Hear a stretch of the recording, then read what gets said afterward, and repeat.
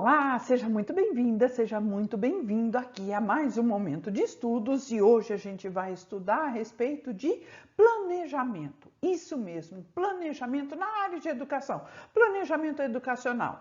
Bom, tem alguns autores aí que tratam a respeito de planejamento e a gente pode começar citando Libânio. Isso mesmo, José Carlos Libânio, ele também fala a respeito de planejamento. E planejamento, para Libânio, é essa relação entre o projeto político-pedagógico, uma proposta pedagógica curricular e o plano de trabalho docente.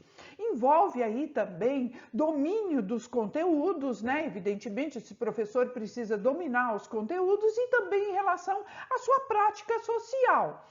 Envolve também, principalmente, conhecimento e domínio de vários métodos de ensino, técnicas, procedimentos didáticos, né, metodologia, enfim, consulta também, pesquisa e materiais diversificados para se pensar previamente no que se vai fazer em sala de aula. Belezinha? Vamos aprofundar um pouco mais, vamos ver um outro autor também, vamos ver o que é que pensa Celso Vasconcelos, que é um autor super cobrado pelas bancas quando se trata de planejamento educacional. Bora lá, vamos ver o pensamento do Vasconcelos e vamos resolver a questão também para ver como é que as bancas cobram isso na prática. Bora lá! Olha só, o Celso Vasconcelos, ele fala de planejamento, né? A gente já sabe, né? Que é um autor também fala bastante de planejamento, certo? Ó, planejamento. Acontece que o Celso Vasconcelos, ele vai definir aí planejamento a partir de vários pontos de vista e a partir principalmente das esferas que a gente está tratando aí em relação à educação.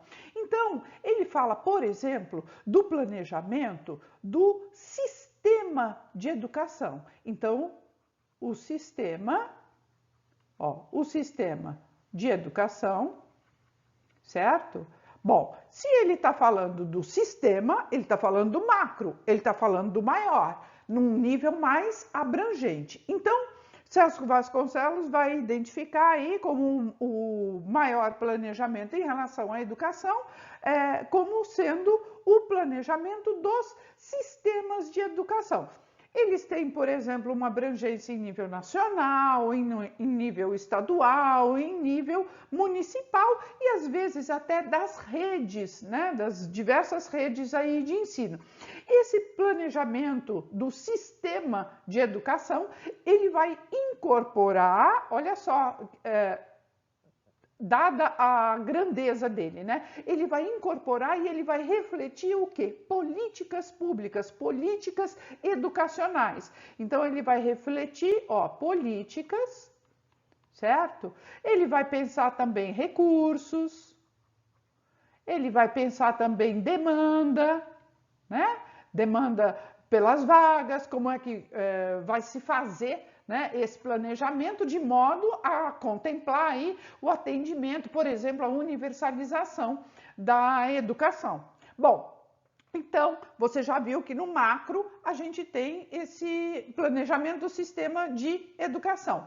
Mas num nível menor, né, numa outra esfera, a gente tem também planejamento e aí é um planejamento de escola, E qual é o grande planejamento de escola? Aqui no canal tem vídeo sobre isso. É o planejamento que vai falar do PPP, Projeto Político Pedagógico. É o projeto político pedagógico, né? Ele é o DNA da escola, ele é o referencial, ele é um marco referencial daquela escola. Ele trata aí de fazer o diagnóstico e a programação daquilo que vai acontecer naquela escola. Ele aborda também a dimensão pedagógica, tem essa característica de ser político, portanto é comunitário, tem a ver ali com aquela realidade, aquele território no qual aquela escola está inserida. E ele aborda também aspectos, não só do pedagógico, mas também características da administração daquela unidade escolar. Belezinha? Então a gente tem aí no macro o planejamento do sistema de ensino, depois em cada escola a gente tem o planejamento em nível escolar, que é representado aí pelo PPP, né? Pelo Projeto Político Pedagógico. Agora, além disso tudo, Celso Vasconcelos identifica também um outro planejamento, que é o planejamento curricular. Ok? Ó, o curricular, ele vai falar dos diversos componentes curriculares, tá? Então, das áreas diversas, né, de conhecimento, dos conteúdos, dos assuntos, dos temas, enfim. Se reporta aí, né, o planejamento curricular se reporta aos diferentes componentes curriculares, também tem a ver com a experiência da escola no âmbito pedagógico. Então, é especificamente, né, a respeito do currículo ali, né, do objeto de ensino. Beleza? Então, curricular vai falar das áreas do conhecimento, ou seja, do objeto de ensino, tá? Vamos colocar aqui, né, ó, objeto do objeto de ensino, aquilo que se vai trabalhar. Bem, então tem no macro sistema, a escola, dentro da escola tem o curricular, que vai falar ali dos assuntos, né, pertinentes dos objetos de ensino, mas também tem ali dentro da sala de aula, o quê? O planejamento de ensino e aprendizagem. Então, isso também é uma característica que o Vasconcelos coloca, né? Celso Vasconcelos fala que é o planejamento de ensino. Peraí, vou escrever direitinho, né? Para não confundir, ó, do ensino, aprendizagem. Bom, esse planejamento ensino e aprendizagem, ele está colado ali na sala de aula, tá? Então, ele é feito pelo professor, ele está ali dividido entre plano de curso, plano de aula, porque ele é da esfera do docente, tá? Então, esse planejamento, ensino e aprendizagem, ele está muito próximo do docente. Então, ele envolve, né, um plano de curso, ele envolve também um plano de aula, certo? Porque ele está ali colado naquele fazer docente. E o Vasconcelos coloca que tem mais um plano, né? Tem mais um planejamento, que é o planejamento de trabalho por projetos, tá? Então, seria de trabalho por projetos, tá? E aí, que projetos são esses? Projetos de preferência que sejam de caráter interdisciplinar, que envolvam ali aprendizagens num determinado período, porque afinal de contas é um projeto, né? Então, projeto é por um período, tem esse caráter interdisciplinar, que ele vai ligar várias áreas do conhecimento, né? Muitas vezes vai envolver, por conta disso, exatamente porque está envolvendo várias áreas do conhecimento, ele vai desenvolver ali mais de uma metodologia específica.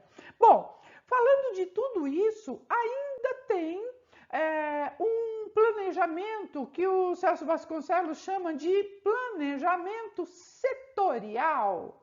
Vou colocar aqui do ladinho só para você saber, tá? Ó, o setorial. E esse planejamento setorial é um planejamento intermediário, é um planejamento que fala ali de cursos, de departamentos, por exemplo, ele pode falar também a respeito do planejamento da gestão, né, da coordenação, da supervisão. Por isso que ele é setorial, porque ele vai ser um planejamento de determinados setores, de determinados departamentos, seja ali dentro da escola, né, na área de atuação. Então pode ser um planejamento da secretaria, pode ser um planejamento ali da sala de leitura ou da biblioteca, enfim, são planejamentos setoriais, né? Por isso que tem aí essa identificação, né? Vamos adiante, né? Vamos ver principalmente o plano, ou planejamento, como você preferir chamar, ensino e aprendizagem, que é isso que mais vai ser explorado pelas bancas, porque é o grande objetivo aí do Celso Vasconcelos quando ele trata a respeito de planejamento educacional. Bora lá! Bom, a gente está vendo, né, que para a sala de aula, para o professor, o mais importante é o planejamento. Vamos marcar aqui, né? Ó, é o planejamento. Ó, é o planejamento, ensino, aprendizagem, certo? Ó, aprendizagem. E por que ele é o mais importante? Porque ele diz respeito ao plano didático, aquilo que vai acontecer na sala de aula, tá? Então, planejamento, ensino e aprendizagem, ele é da ordem da didática, né? Ele diz respeito ao que está acontecendo ali em sala de aula. Agora, para isso, o professor tem que ter muita clareza da concepção de currículo, né? Daquilo que ele entende por currículo, aquilo que é a filosofia de trabalho daquela escola, daquele grupo de profissionais. Tem que ter muita clareza também, porque vai expressar isso dentro do planejamento, a sua também concepção de educação, tá? Porque um plano, ele é intencional. Você não faz um plano sem ter um objetivo. Então, você tem que ter clareza da sua posição. E, certamente, você vai precisar identificar, né? Então, as suas concepções. Ó, concepção, a sua concepção de currículo, tá? A sua concepção de educação. Por que mesmo? Porque o plano é intencional, ó. Intencional. Ele tem um objetivo, né? Ele tem uma intencionalidade. Ele é intencional, né? Ele tem um objetivo, ó. Objetivo. Ele é sistemático, ele interage com a realidade, então ele vai sempre partir da realidade. Então, tem que fazer um diagnóstico daquela situação, daquela circunstância. Se for um PPP, tem que fazer um diagnóstico da escola. Se for o professor a trabalhar dentro da sala de aula num planejamento ensino e aprendizagem, ele tem que fazer também o levantamento dos conhecimentos dos estudantes nas várias frentes para poder desenvolver ali um planejamento o mais próximo das necessidades da realidade daquela turma, daquela necessidade didática, né? naquela área do conhecimento, enfim. Um planejamento é cada vez melhor na medida que ele vai se aproximar e se articular com a realidade dos estudantes, né? Então, quando ele estiver conversando com os estudantes muito proximamente, ele está chegando no seu objetivo, que é a aprendizagem, né? Então, tem que ter uma relação aí íntima também com as diferentes áreas do saber, né? Com os outros professores também, porque afinal de contas o que acontece numa sala de aula repercute e reverbera em outras salas de aula, na escola também, e na realidade de uma forma mais geral. Bom, Celso Vasconcelos também fala, e isso é uma coisa que as bancas normalmente costumam cobrar, das etapas, né, desse planejamento. E quais são essas etapas, né? Vamos marcar aqui. Ó, as etapas. Então, ó, etapas do planejamento. A gente tem a primeira delas, ele fala em 3, tá? Opa, eu já colocando 3 aqui. Vamos marcar direito, né? Ó, aqui é a segunda, né? São 3 etapas. Então, tem a primeira, a segunda e a terceira. Então, olha, na primeira etapa, ele fala da análise da realidade, que é isso que a gente estava falando, do levantamento de conhecimentos prévios, do diagnóstico. Então, é uma análise, né? Análise da realidade. Você tem que olhar onde você está para você projetar como é que você vai chegar no seu objetivo, certo? A segunda etapa, pensa, se a primeira é analisar qual é a minha realidade, a segunda etapa, qual que é? É exatamente eu identificar qual é o objetivo e deixar bastante claro qual é a finalidade, né? Ó, finalidade, o objetivo, ok? E como terceiro, a gente tem a avaliação, né? A medição. A mensuração, a análise dos dados para reflexão, certo? Porque eu não vou só avaliar por avaliar, eu não vou só coletar dado por coletar, eu vou coletar dados para refletir sobre uma dada realidade, sobre aquela circunstância, se a análise foi bem feita, se a finalidade foi atingida, se não foi, como não foi, enfim. Precisa ali, então, dessa reflexão. Agora, tudo isso, dentro da sala de aula, e pensando ali, né, nesse planejamento, ensino e aprendizagem, o que o professor precisa identificar? Ele precisa identificar o assunto que ele vai trabalhar, a necessidade de se abordar esse assunto, a forma como se vai abordar esse assunto, os objetivos específicos daquele assunto, daquele tema, daquele conteúdo, da área do conhecimento que ele está trabalhando. Tem que abordar questões estratégicas, como é que vai trabalhar com determinada área de conhecimento, como vai trabalhar dentro daquela área de conhecimento aquele assunto, aquele tema específico, aquele conteúdo, porque dependendo do que você está trabalhando, você vai ter metodologias que vão ser favoráveis e outras não. Ora, eu não ensino matemática da mesma maneira que eu ensino geografia. Eu não aprendo história necessariamente da mesma maneira que eu aprendo arte. Então, cada área do conhecimento, além de tudo, tem a sua especificidade metodológica e estratégica. E o professor também tem que considerar tempos, os diversos tempos, os diversos espaços de aprendizagem, espaços e tempos diferentes e diversificados. Não é só dentro de sala de aula que os estudantes aprendem. Tem que considerar também os recursos materiais, recursos físicos, enfim, aquilo que se dispõe para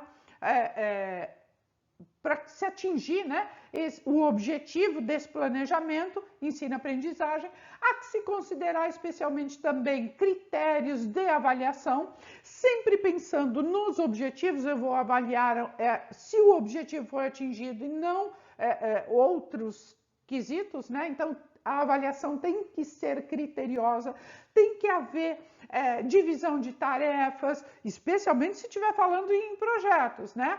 Mas tem que ter também essa divisão de tarefas, observações. O professor precisa fazer os registros, né? Ele precisa ir observando e fazendo os registros, até para dar conta também de uma avaliação mais substanciosa, no sentido de uma avaliação mais aberta e não só aquela avaliação pontual, classificatória e excludente de momentos de prova, né? Momentos de avaliação. Então, mas para que isso aconteça, né? Para que essa avaliação seja mais formativa, seja contínua, há que se ter critérios avaliativos e há que se ter registro dessas observações a partir dos critérios previamente estabelecidos, sempre tendo como ponto de partida os objetivos definidos ali e colocados no plano.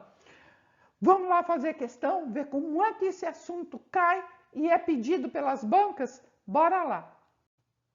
Aí, vamos resolver a primeira questão?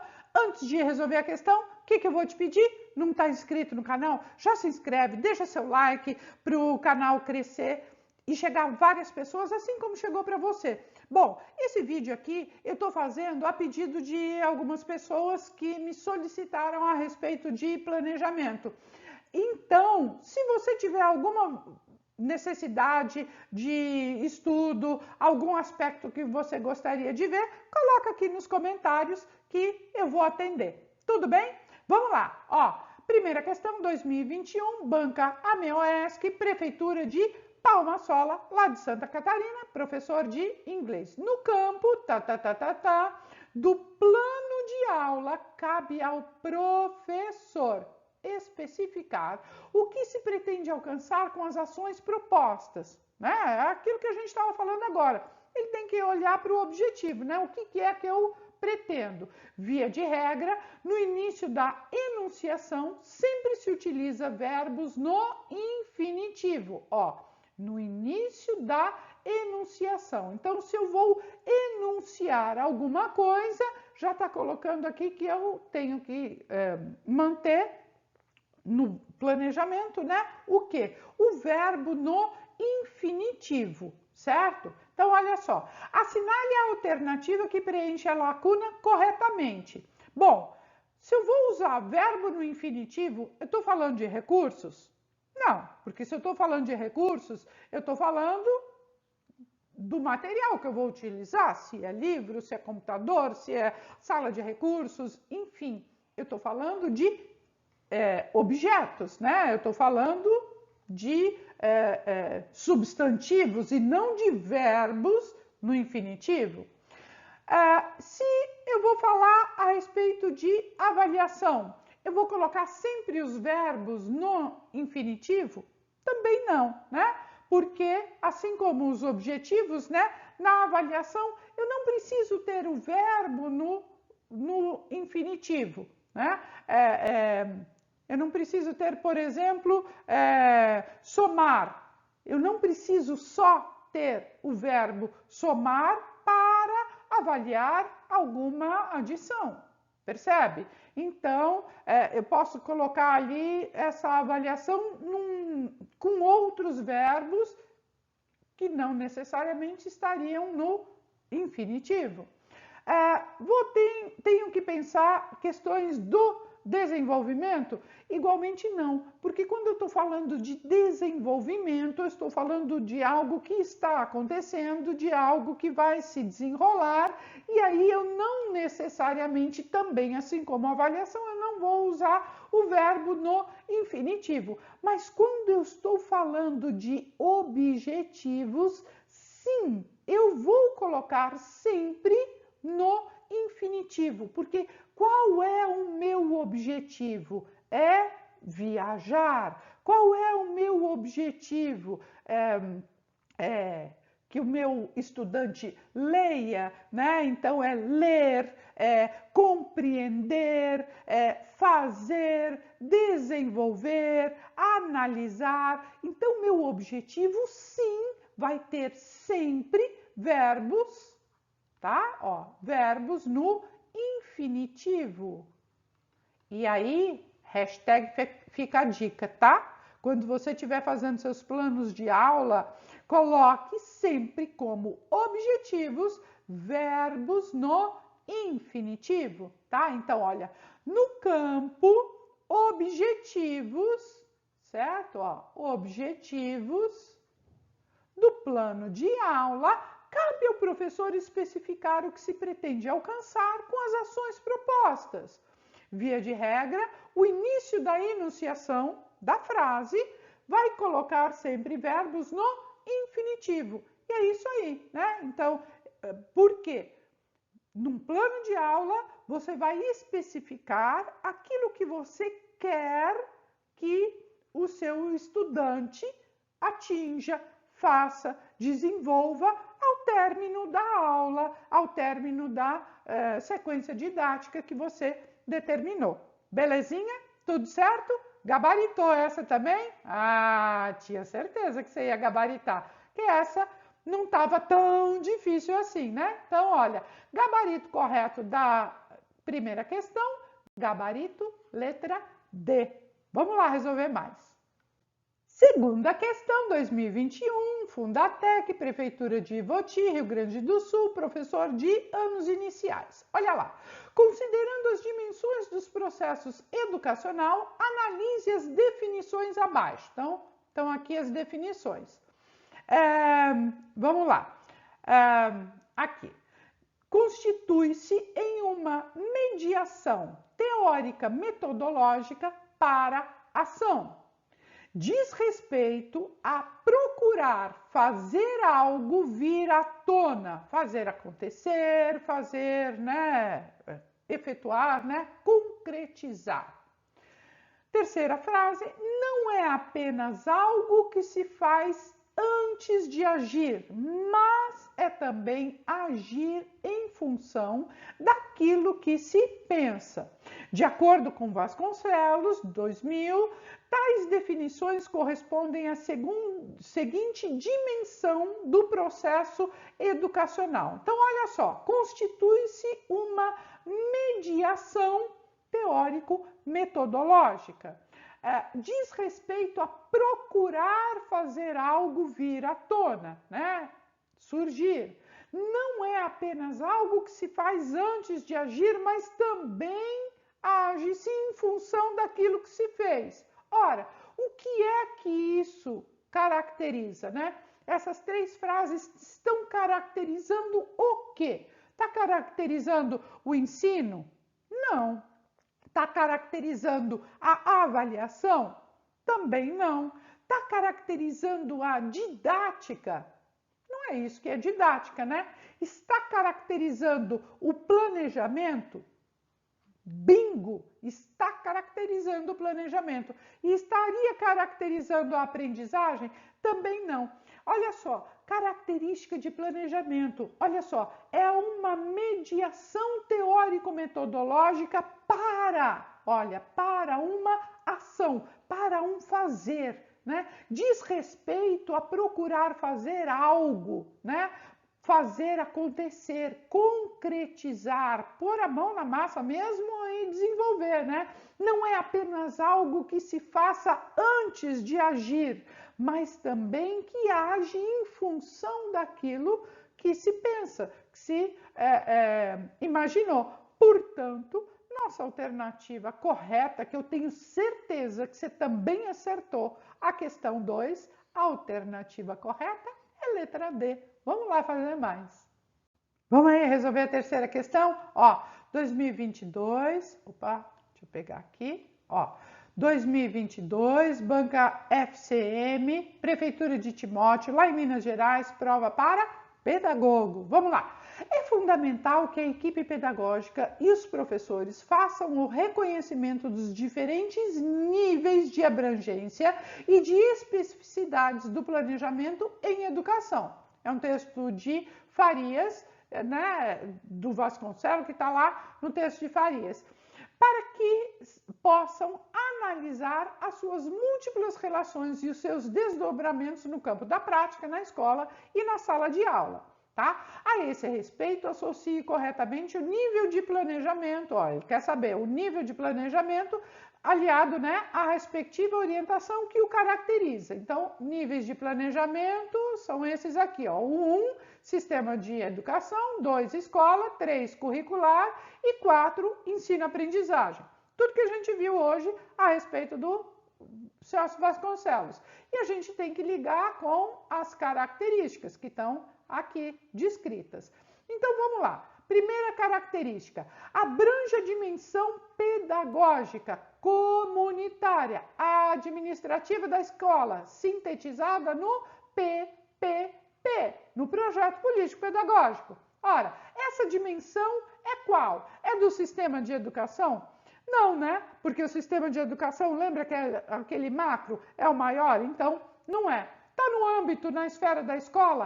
Bingo! Isso mesmo, exatamente. Então, abrange a dimensão pedagógica, comunitária e administrativa da escola, que sintetiza todo esse planejamento, né, o seu planejamento escolar, né, daquela instituição, no PPP. Então, é 2, beleza? Olha lá, segunda frase. Reflete as políticas educacionais e enfrenta os problemas de atendimento à demanda, alocação e gerenciamento de recursos. Bom, quem é que esfera, né, que trata disso, se não, isso mesmo, o sistema de educação, perfeito, que pensa ali, né, a política educacional, enfim, é uma visão macro, tá? Terceira frase, compreende o aspecto didático refletindo sobre o para quê, o que e como ensinar e sobre os resultados das ações realizadas. Ora, aqui é na esfera curricular ou é na esfera ensino e aprendizagem? Isto mesmo, é na esfera ensino-aprendizagem, certo? Olha lá, compreende o aspecto didático, né? Ele vai entrar na especificidade ali daquele conteúdo, daquela área de conhecimento, porque eu vou ter que trabalhar ali questões específicas. Se eu estiver trabalhando com matemática, que são diferentes de trabalhar, por exemplo, com ciências da natureza, beleza?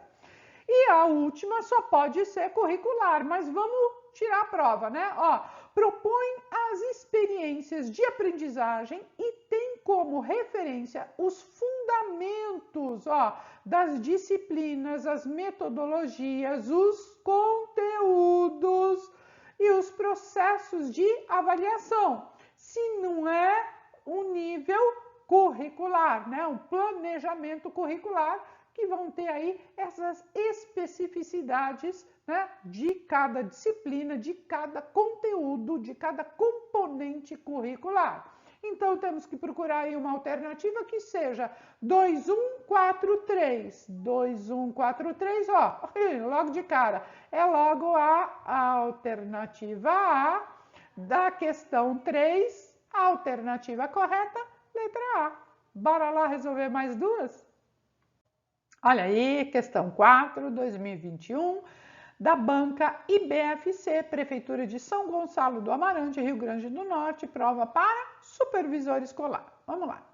Nos dias atuais, o ideário disseminado no ato de planejar e, portanto, do planejamento escolar está associado a outros aspectos. Sobretudo, sobre esses, assinale a alternativa correta, né? Então, em relação aí a esses aspectos que estão ligados ao planejamento escolar, né? Que estão associados ao planejamento escolar, o que é que a gente vai assinalar aqui? Ó, foi intensificado o processo de burocratização do sistema escolar e ficou acentuada a burocracia existente, que inclusive legitima a existência de um Estado autoritário.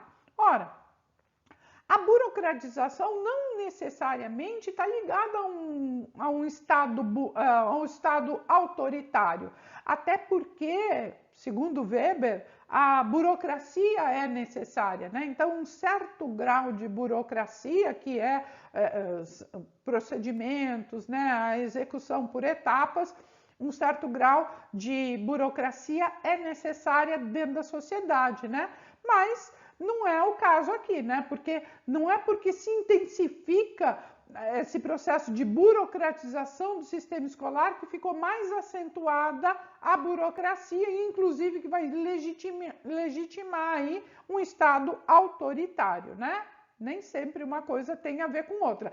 Evidentemente, em muitos sistemas autoritários, há sim um excessivo apego à burocracia, mas o inverso não é verdadeiro, tá? B. A atualmente materializam-se os diferentes momentos do planejamento. Então, quais são esses diferentes momentos, né? Ó, a definição de um marco referencial, né?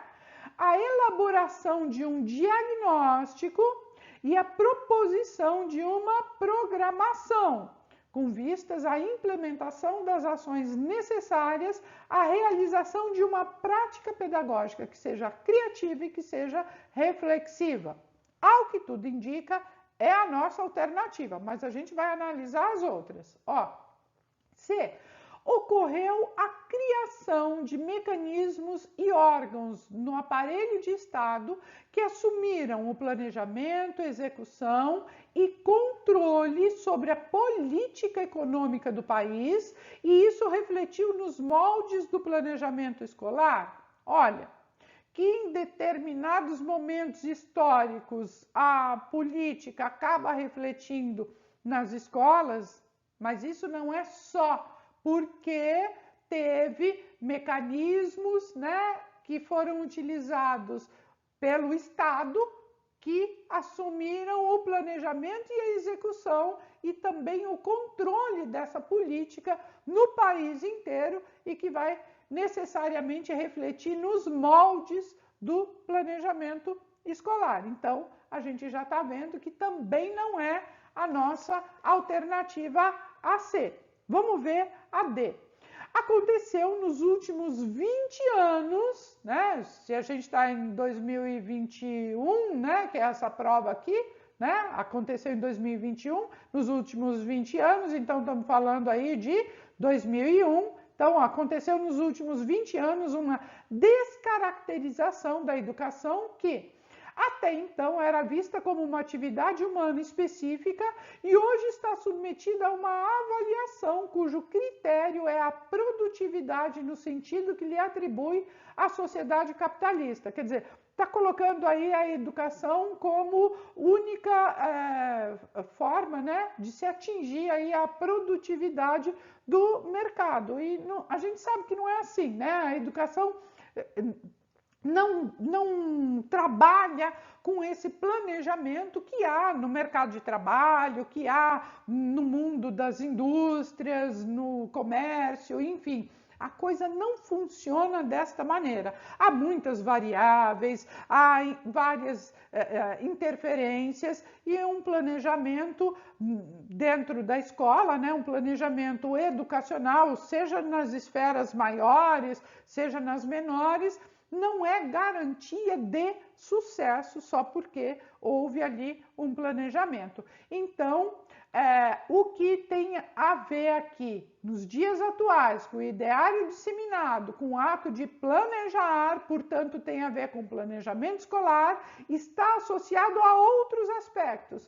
Que aspectos? Olha só, atualmente materializam-se os diferentes momentos do planejamento, que é o marco referencial, né? Que, aliás, essa expressão marco referencial, o Celso Vasconcelos usa em um texto ou outro dele, e isso já foi explorado por algumas bancas, tá? A elaboração de um diagnóstico, né? Que é levantar ali aquela situação, aquela realidade e propor uma ação, né? Uma programação com vistas a chegar naquele objetivo, né? A implementação das ações necessárias para chegar naquela prática crítica e reflexiva. Portanto, nossa única alternativa realmente aqui e correta para gabaritar a questão 4 é a alternativa B. Bora lá resolver a última questão, que eu tenho certeza que você está gabaritando comigo? Vamos lá! Olha aí nossa última questão, 2021, Banca Omni, Prefeitura de Lençóis Paulistas, no interior de São Paulo, professor de ensino fundamental 1, ou anos iniciais, né? Ó, o planejamento educacional é um ato de intervenção técnica e política, beleza, que se efetiva em 3 níveis distintos. A gente já viu isso também, hein? Sendo um deles o planejamento no âmbito dos sistemas e redes de ensino, tendo como princípio norteador deste planejamento o quê? A autonomia, Não, né? Por quê? A autonomia será sempre relativa. Nós não temos autonomia plena, principalmente na área de educação, tá? Princípio norteador, né, do planejamento educacional é a legitimidade? Também não. Lógico que é legítima a realização dos planos, né? A elaboração, a execução, o desempenho ali, o desenvolvimento e a reflexão, a avaliação, etc.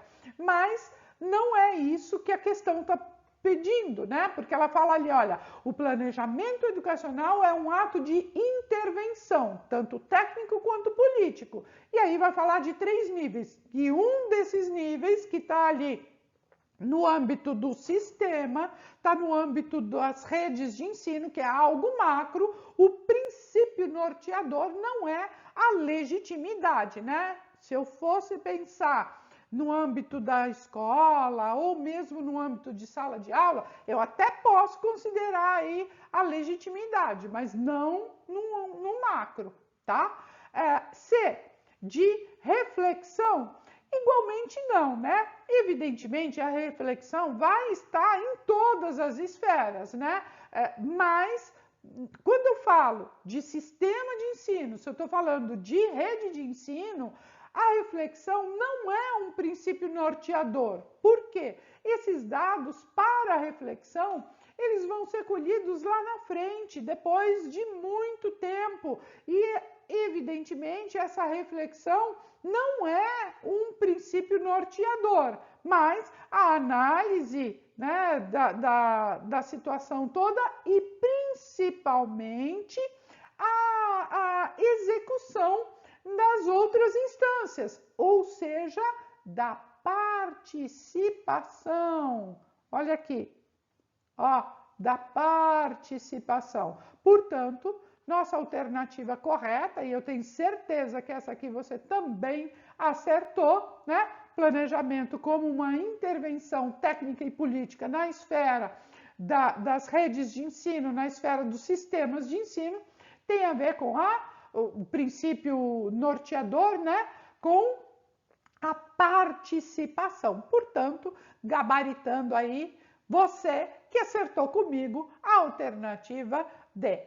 Vamos ficando por aqui. Um beijo grande. Não esquece de se inscrever no canal, deixar seu joinha e colocar aqui nos comentários o assunto que você quer que eu venha tratar aqui para a gente estudar bastante e sempre. Belezinha? Beijo grande e até o próximo vídeo.